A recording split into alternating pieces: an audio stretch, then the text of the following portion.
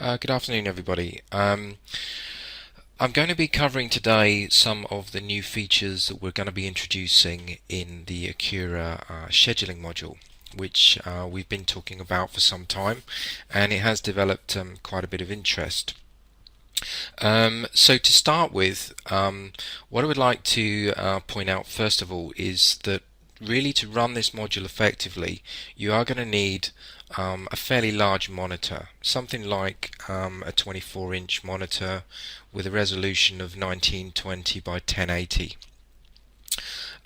Those are readily available, they're not expensive, but what I would say is that really, unless you have something like that, as you can possibly appreciate, when you start loading the schedule with tasks, if those tasks are very small slithers of time, then they're going to be quite difficult to read on a smaller monitor, say a 17 or a 19-inch monitor.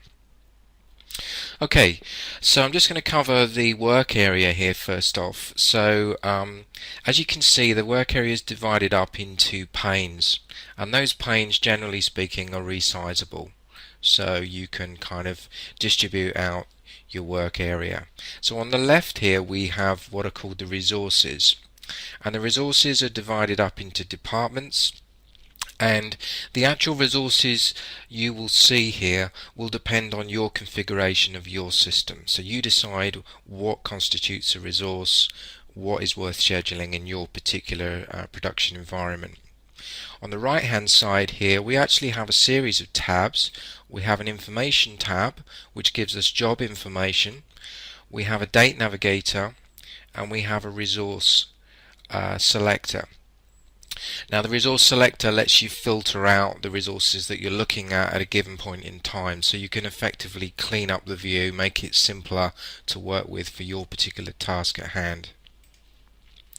Okay, along the top we have what's called the ribbon bar, which is kind of similar to a traditional toolbar. This is divided up into sections, so here we have the switch view area, the layout area, navigation options, and so on. Down the bottom here, on the bottom left, we have jobs which are waiting to be scheduled, and as we click on those you'll see on the right hand side the list refreshes. Those are the tasks that are scheduled candidates, and again here what determines a scheduled candidate is what you set up in your particular system. So you don't have to schedule everything, you only have to schedule the things that are important to you. Okay,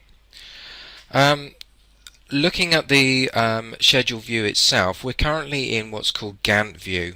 Now Gantt view is effectively a timeline, and it's probably the most intuitive way to kind of visualize what's going on a day by day, minute by minute basis. We also have other views which you can switch into. So we have a week view. This time we have the resources along the top, and we have the days of the week in little blocks. So we have 3rd, 4th, 5th, 6th, 7th, and so on. That includes Saturdays and Sundays in the week view. If we go to the working week view, then this time we've chopped out the Saturdays and Sundays, and we only have the days of the week, Monday to Friday. You'll also notice some grey areas. Now the grey areas are what are called dead zones. A dead zone is effectively non-working time, so it would not be possible to drag something into a dead zone usually. That isn't always the case, but usually it's not possible to drag something into a dead zone. So when you set up your resources, you can actually set up different shift patterns for each resource. So you'll see here that this particular resource starts work at 6 o'clock, but this particular resource starts work at 7 o'clock in the morning. If I go to day view is a little bit more like what you'd see in, say, Outlook in the calendar there. So it is a one day at a time view. Again, the events are symbolized by blocks, and the size of the block will take up the number of cells for which it needs for the estimated time. If I hover over one of those, you'll notice that we get a tooltip, quite a detailed tooltip, which tells us, for example, the start and finish times, the job number, customer's order number, quantity, spec, and so on. If I have my information tab selected, then I will also see information on the right hand side about the job that I'm selecting at that moment in time. One of the things we've tried to think about when we've designed this is giving you as much flexibility as possible, but also giving you as much visual feedback as possible. Because once this starts to get busy, then it can be quite difficult, to see what's going on unless we do some visual effects to give you that kind of feedback. So first of all, one of the things you'll find is that every task that is for the same job number will be the same background color. So these are all in fact for the same job number. You'll also see that down in the list here there's a color band next to the jobs, and that's because we've used the same color there as we have in the individual tasks, so it's very easy to pair up one with the other. Okay, I'm going to switch back to Gantt view. These resources, as I say, are grouped by department, so you can collapse them as a whole and just focus in on one departmental area if you want to, or expand them again as needed. What you can also do is change your view in terms of the time slices. So if we say we want to switch to a 15-minute view, then it's a bit like zooming in.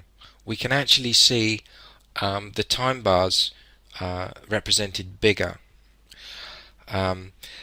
These little navigators here are quite useful, particularly if you've zoomed in on an area of the schedule. You want to be able to see what's before it and what's after it very quickly. So rather than dragging the scroll bar along, you can use these quick jumps to jump to the previous tasks or the next tasks by resource. So you can jump around the schedule quite easily.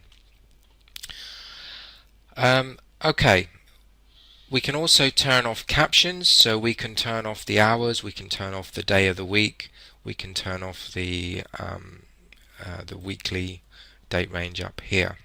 We can jump back to today, so as you can see it jumps straight to Monday the 3rd. We can go forward a day, we can go backwards, and so on. We also have hotkeys for this, so we can do plus and minus, which will go an hour at a time, shift plus and minus, or control plus and minus to give you day forward, week forward, or backward.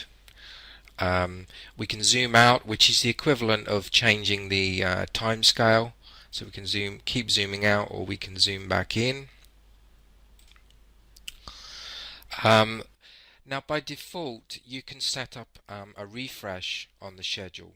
So it's important with a schedule that you not only can see what you've loaded onto the schedule, but you can see what's happening in real time right now, because there's no point in me trying to schedule something for now if that particular resource is currently tied up doing something else that wasn't even scheduled in the first place. So this module is working in real time in conjunction with the remote data capture information to show you what is going on resource by resource at this moment in time. You can set a refresh interval for that, and you can also force a refresh yourself. This option here will join up the little squares with arrows to indicate that they are for the same job, in fact. Okay, we can also within an event we can set various flags. First thing we can do is we can set this as a confirmed scheduled event or a tentative event, and these are filters so that we can see what's what. We can also filter by status. So is this event actually going on now? Is it active? Is it complete? Is it paused? Is it pending? And also we can set a priority. So we can set this as high, moderate, normal or low priority, indicated by a thermometer with a different quantity of mercury showing. Okay, down here we also have a tracking tab. Now the tracking tab doesn't let you load the schedule, it simply shows you what's going on in the schedule. So if this task was going on right now, we would be able to see the percentage complete, and by highlighting this we would be able to see down in the bottom browse down here all of the other activity that had gone on that job up to this point. So it's very like the tracking browse. The bottom half of this screen is very like the tracking browse that we have now within the production board that we have now. Okay, so just a little bit of background. If I go to settings, basically we talked about resources, so here is where you set up your resources. Now a resource doesn't have to be a printing press, it could be a Mac operator in the studio, it could be a collection of Mac operators, it could be a finishing piece of equipment such as a fold stitch trim line. Whatever you decide to build in as a resource and schedule time for that. If I go in and just show you an example, so against this resource, which is called a GTO, what I've done here is I've identified the tasks, the linked tasks that will be scheduled candidates.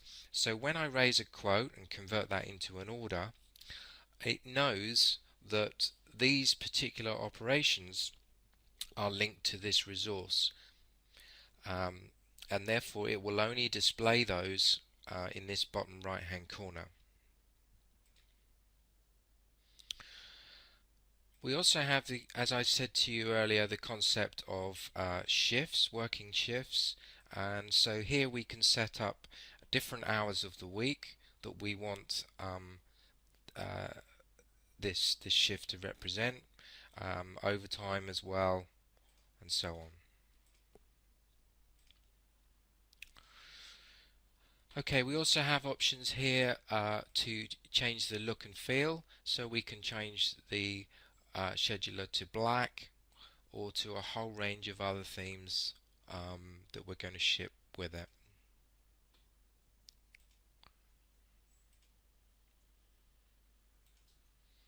All different ones. Ooh.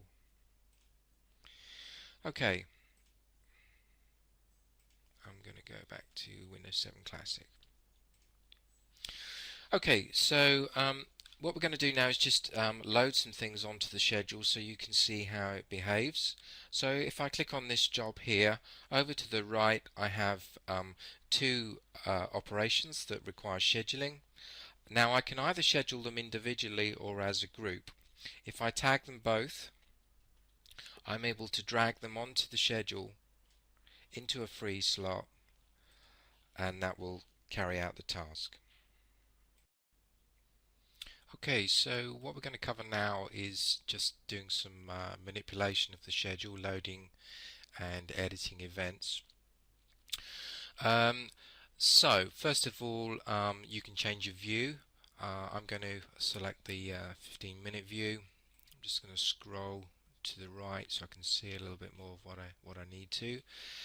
So as I said, if we click on each job, you'll see in the right hand corner here the tasks that need scheduling are listed. Now you can load these individually, or you can literally drop them onto the schedule as a group. So I'm going to tag 3 of those, and I'm going to drop them on starting at 5 p.m. and you'll see it plans them up automatically for you.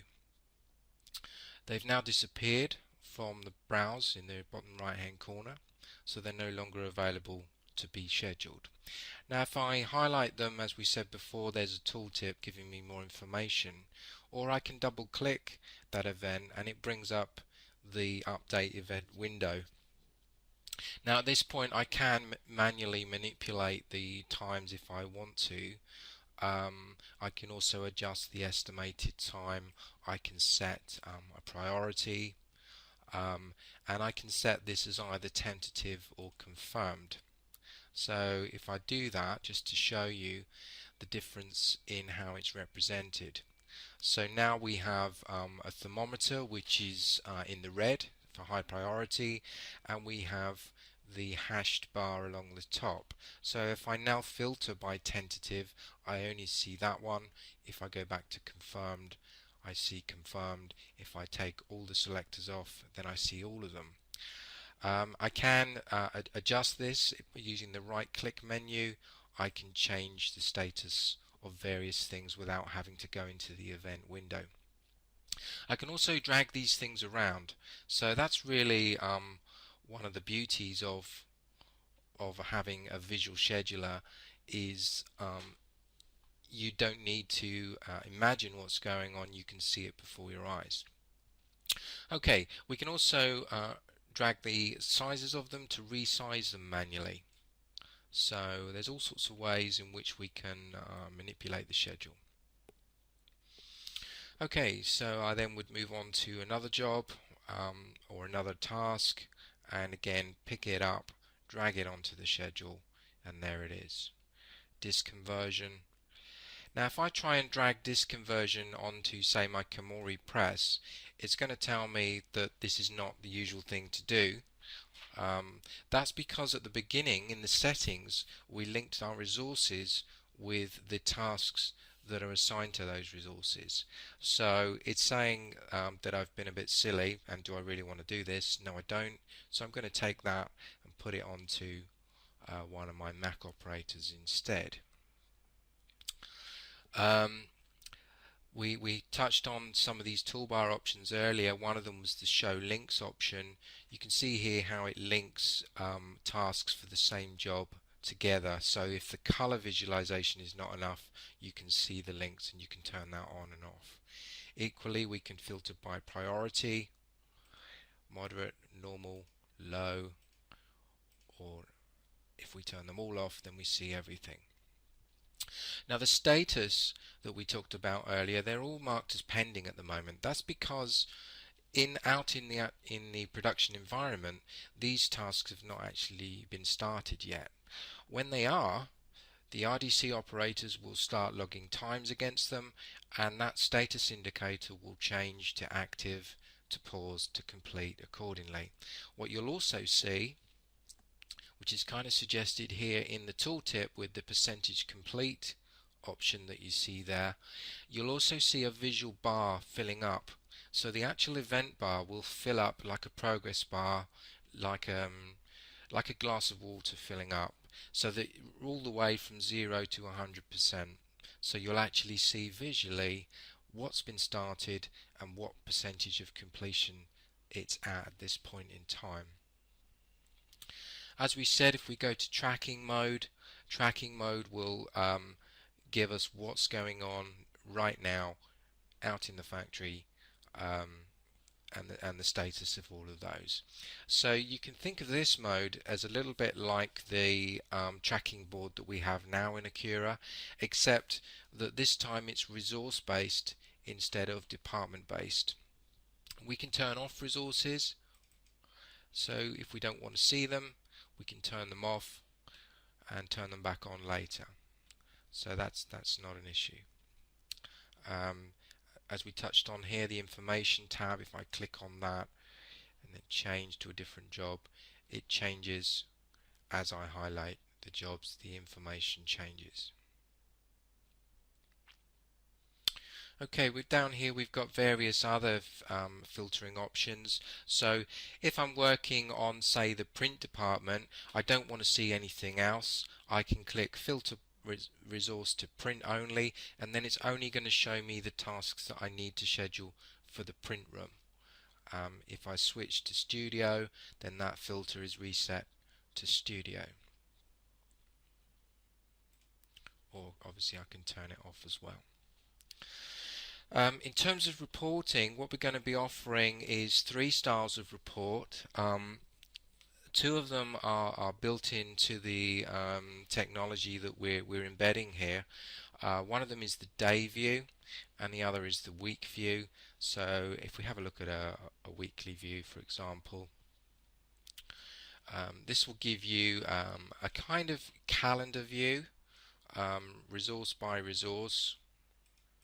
So you'll see a kind of weekly planner for each resource. B1 press. If we get down to something that's got some information, there we go. So that's a kind of visual work to list, which is a kind of weekly planner. Or we'll also be offering you the traditional list-based work to list, which you can sort by department and resource. You can filter out tentative or and so on. So that will give you a work to list by resource, even down to individual operator if you've assigned different tasks to different operators.